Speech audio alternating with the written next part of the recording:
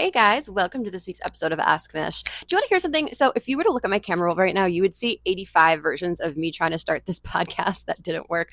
You take for granted, like when I have a guest on, I'm like, this was the easiest episode ever to record. We did it in one take, it was a conversation. But when you're talking to yourself, it's harder. It's really harder.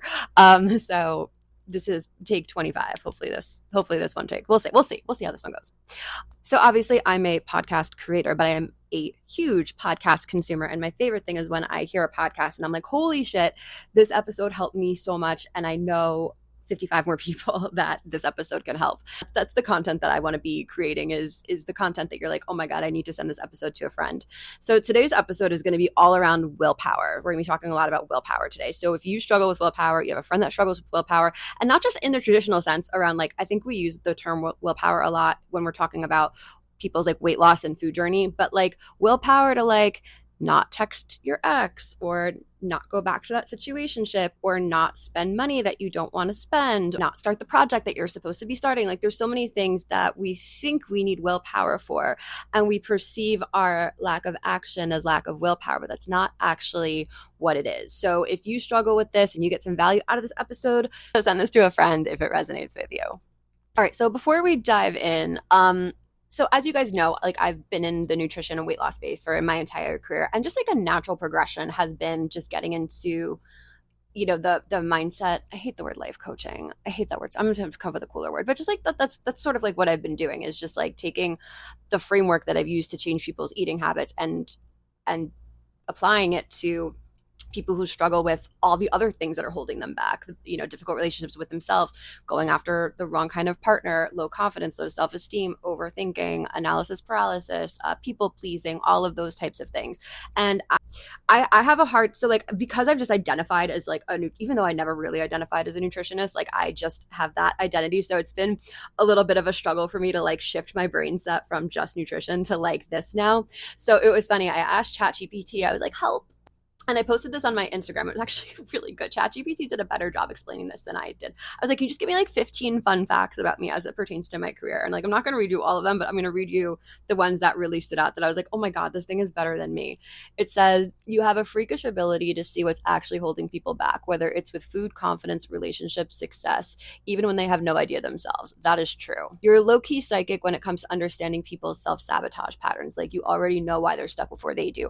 I do, and I can't even tell you why I do. When you're saying the problem's here, I'm like, no, it's over here. And I don't know why I know that, but I do.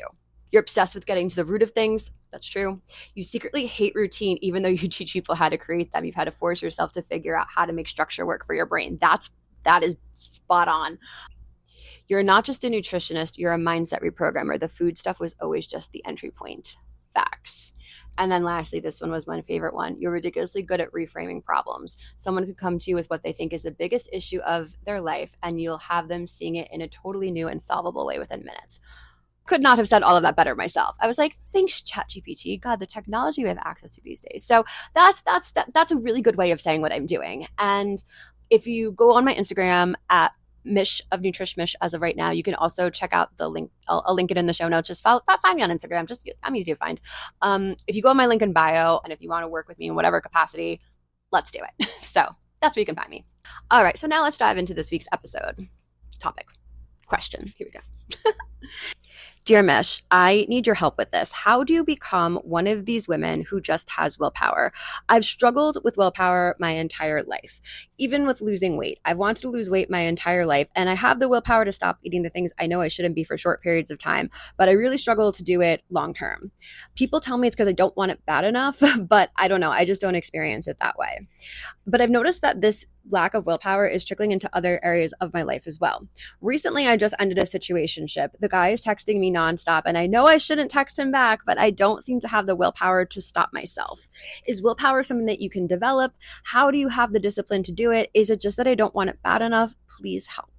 All right, so this is a thing that I need every single person in the world to know about willpower. Willpower is not real, and willpower is not the same thing as discipline.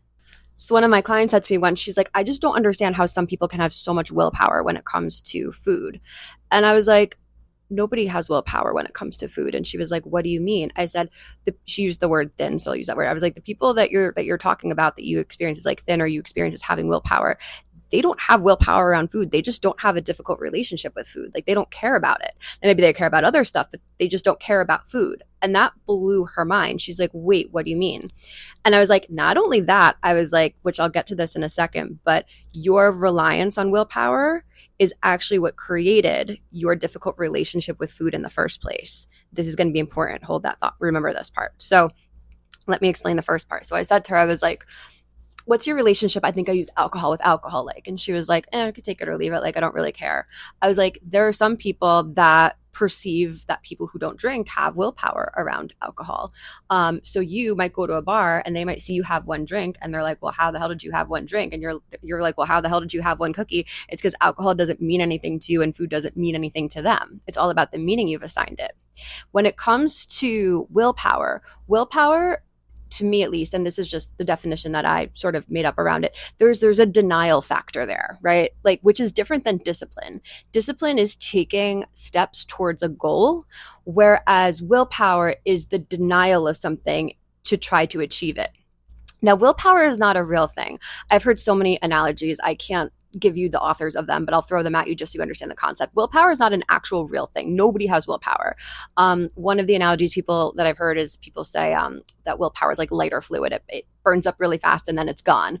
Or I've heard people say willpower is like a battery. Like you have all this charge or all this energy, but then it like fades over time. Willpower is not a real thing. And the reason it's not a real thing is because there's this denial aspect to it, which works completely against human psychology because we all want what we can't have. So when you're approaching any goal, be it like don't text your ex, be it don't eat this thing, be it like don't like this person, don't buy this bag, don't do this, don't do that. And the second that you start with the don't, you're trying to rely on willpower, where that for most people works against human psychology.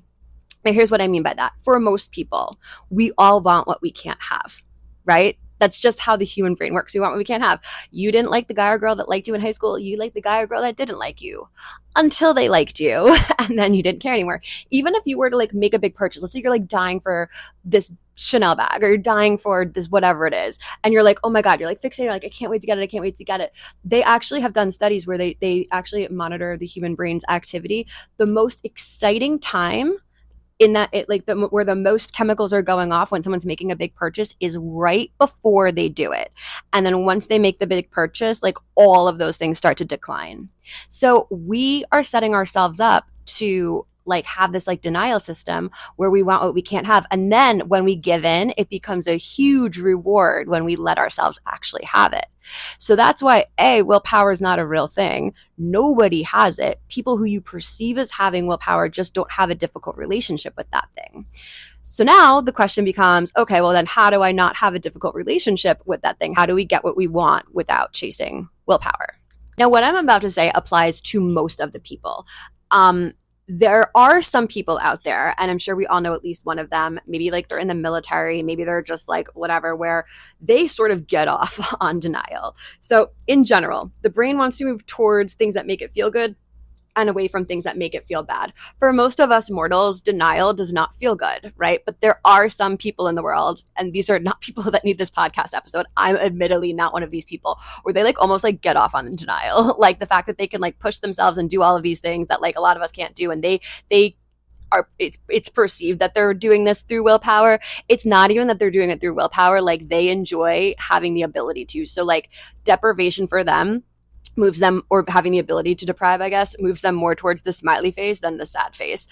This episode is not for them. We all know those people out there. To me, they're sort of like the exception to the rule. For the rest of us mortals, what I'm about to tell you applies. So whenever you're telling yourself that you're not supposed to be doing something, whenever you're trying to like resist a bad habit, and that's how you're trying to accomplish something, that's relying on willpower. Okay, that's how we know when you're like, oh, I really shouldn't do this, or I really can't do that. Like that's how we know that's a willpower thing. We want to reframe that. So the way that we do it is, how do we accomplish the same thing via like addition rather than subtraction? Like how do we like add something rather than try to subtract something?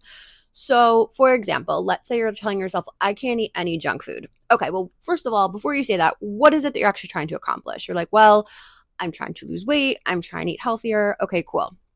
Do you need to eliminate all junk food in order to lose weight or be healthier? The answer is no. You just have to eat less junk food or better, right? So for example, like this example I always use with my clients is my cheeseburger guy example. So if I have a guy that comes in and he's eating 15 cheeseburgers a week and now he's eating 10, he's still going to lose weight that week. He's still going to be healthier this week. So now instead of focusing on no cheeseburgers or the five cheeseburgers that he can't have, I get to have 10 cheeseburgers this week. Okay, great. Now, let's say another example is you're like, all right, I really shouldn't be scrolling on social media. All right, well, what am I actually trying to accomplish? I really need to be working on this project. Okay, so what are some steps that I can take towards this project and when am I going to do them? And then when am I going to actually allow myself to have some time on social media so I can know I have that to look forward to? Let's say you're like, well, I really shouldn't be spending all this money. Okay, well, what are you trying to accomplish? I'm trying to be able to save more money. All right, well, how much money do I want to save? And then after I save it, like, how much do I have left? And now what do I want to spend that on? Let's say you're like, well, I really shouldn't be texting my toxic ex. Like, yeah, no, that shit's true. You probably shouldn't be texting your toxic ex. But what are you trying to accomplish? You're like, well, I want to text them because I don't want to feel lonely. Okay, can you text somebody else? Can we text a friend? Do we have another side piece? Do we have like somebody else who's less toxic that we can text? If not, can we acquire a side piece? Like, what can we do here? So how can we get those needs met through addition rather than subtraction? So instead of telling yourself, I can't, or you're trying to like resist not doing bad habits, how can we create good habits that get that same goal accomplished? That is step number one. Step number two, now how do we like set up your environment for this? Because when you're going throughout your day, a lot of your things that you're doing are subconscious. So we want to make sure that your environment is super set up for you to be successful. So one of the things I suggest to my clients, and some of them take the suggestion, some of them don't. I personally don't think it's a great idea to have like junk food in the house all the time, because let's be honest, we live in a day and age where I can get like a monkey Ubered to me probably if I wanted to. You can get anything delivered to you pretty much any time of day in most areas. So if I really want a bag of chips, I can go out and get a bag of chips. Actually, if I look out my apartment window right now, I'm literally looking at a 7-Eleven, like actually looking at it right now. Like, and if you create a little bit of friction between you and the thing, it's not like so easily accessible. So for example, like I said, maybe eliminating junk food from your house, but also like knowing when your next fun thing is coming. So yeah, I don't have like chips around because like I don't really care about them, because I know if I have them, I'll maybe just like grab handfuls randomly. If they're not there, I don't really care about them so much. Plus, I much rather spend it on spicy margaritas when I go out with my girlfriends tomorrow.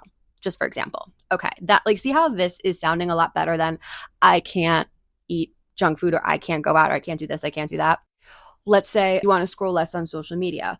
All right, so I'm going to maybe designate some time that I'm going to let myself do it. Like I actually have on my apps that I maybe spend a little bit too much time on, I have limit reminders. So like, for example, my TikTok's set to like an hour. So after an hour, I get a little reminder that says like, hey, listen, you spent an hour on this. But I know when my next time I'm going to have it is coming. So it's not hard for me to like back off sometimes, you know? And also I'm like, all right, well, I wanted to scroll less because I felt like I was spending too much time scrolling. So I wasn't accomplishing this other thing. When am I going to be doing this like other thing? How can I take steps forward to accomplishing this thing so that I feel like, all right, now I'm getting both needs met? With spending, maybe don't have your credit cards hooked up to your phone. Maybe you don't have your Apple Pay so easily set up. Again, just creates a little bit of friction between you and the thing. It makes it a little bit harder. Sometimes what I'll tell my clients to do is like, sometimes what I'll do even is I like to do something, I call it online fantasy shopping, where I've noticed for myself, I just like to pick things out sometimes. I don't necessarily have to buy them. I just enjoy the art and the practice of like putting things in my cart and like fantasizing about buying them. Now, like, look, sometimes I wake up the next morning, I'm like, oh yeah, no, I want that. And I'll buy it for myself. But for the most part, sometimes just the act of like putting things in your cart is kind of fun. But if I put things in my cart just for fun, maybe I have a rule that like, okay, I have to wait 24 hours before I actually hit purchase. Or if I have to like actually get up to get my credit card, it's just that little bit of extra friction. So setting up your environment to be successful with this. It could also be, like let's say texting your ex. Sometimes, and this sounds a little silly, but it works. It's a really good trick. Change their name in your phone to something like negative. Like change their name in your phone from like, I don't know, like Justin to like I have a friend named Justin. He's going to listen to this and be like, why the hell did you use my name? Justin or whatever the name is, to like, don't text or like make it like something like negative, because right now you probably have a very strong dopamine connection when you see that name pop up on your phone. So if it pops up as something different, you won't have that same dopamine reaction. So set up your environment to be successful.